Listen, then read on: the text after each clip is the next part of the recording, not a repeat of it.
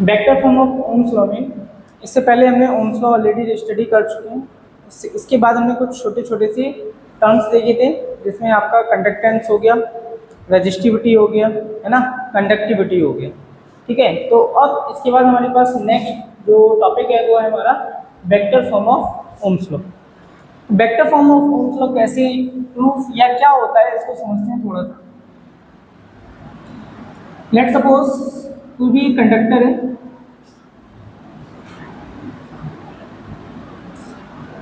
L is the length of the conductor and A क्या हो गया आपका area, it's cross sectional area, and इसको हमने कनेक्ट कर रखा है किसके साथ, एक बैटरी के साथ अलॉन्ग विथ प्लग के, ठीक है, 20 वोल्ट बैटरी। क्लियर? तो ऑब्वियसली बात है, जब हमने 20 वोल्ट बैटरी से कंडक्टर को कनेक्ट किया है तो कंडक्टर के एंड्स के अक्रॉस, यानी कि कंडक्टर के अक्रॉस एक इलेक्ट्रिक फील्ड डेवलप हो गई होगी, जैसा, ठीक है। तो electric field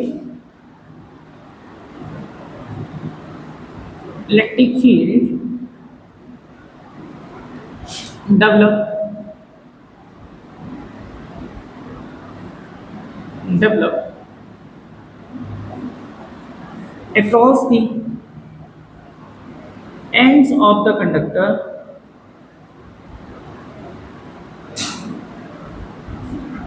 of length L and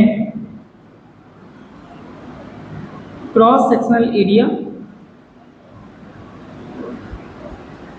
B, ठीक है। Then E is equal to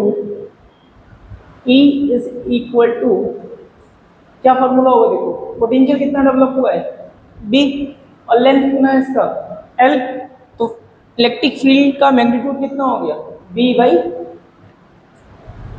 clear? Then we can say that V is equal to E into L.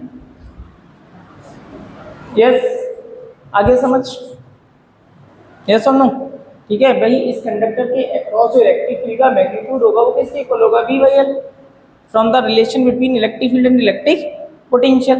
Then V is equal to E into L. Clear? Now from Ohm's law,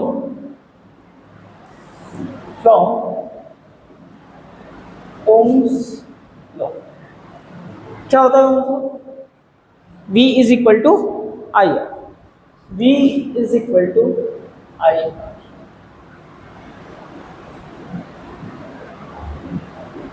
On putting the value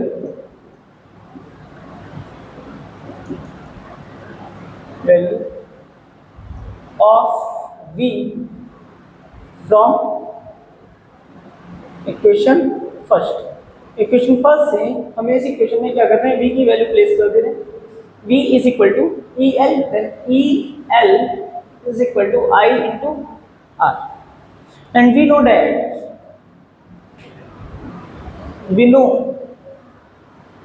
R is equal to rho L by A।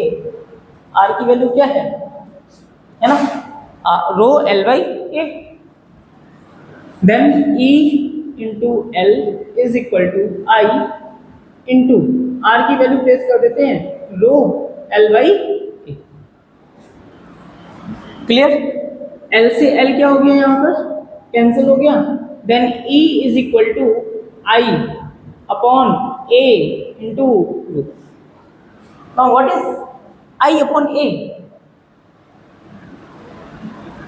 I upon A, current per unit area, current flowing through per unit area is known as current density, ठीक है। And then E is equal to I upon A, it means current density, and current density denoted by J into 2, ठीक है। Now J is equal to E by rho, and we can also written as 1 upon rho into E. Now what is the meaning of 1 upon rho? 1 upon rho क्या होता है, देखो ये क्या है, resistivity, और रेसिप्रोकल ऑफ रेजिस्टिविटी क्या है, कंडक्टिविटी, और कंडक्टिविटी को कैसे नोट करेंगे हम, सिग्मा से। इससे सिग्मा से। तो J is equal to sigma into E, J is equal to sigma into E. यहाँ पे हमने यूज क्या किया, देखो यहाँ पे हमने यूज किया है J is equal to I A current density, and यहाँ पर हमने यूज किया 1 sigma is equal to 1 rho. ठीक है, this is current density and this is conductivity. ठीक है, तो फॉर्मूला क्या होगा हमारे पास, J is equal to sigma into E. This equation is known as vector form of Ohm's. This equation is known as vector form of Ohm's. समझ आ गया, क्लियर? इसमें कोई doubt? Vector form of Ohm's law में देखो, vector form of Ohm's law कैसे क्यों बोला जा रहा है, यहाँ पर क्या है, पोटेंशियल कैसी क्वांटिटी है, स्केलर। यहाँ पर क्या है, करंट कैसी क्वांटिटी है, स्केलर। लेकिन अगर हम इस इक्वेशन को देखें, J is a vector quantity and electric field is also a vector quantity, तो इसलिए इसको हम बोलते हैं vector form of Ohm's. Clear हो गया? नोट डाउन कर लीजिए।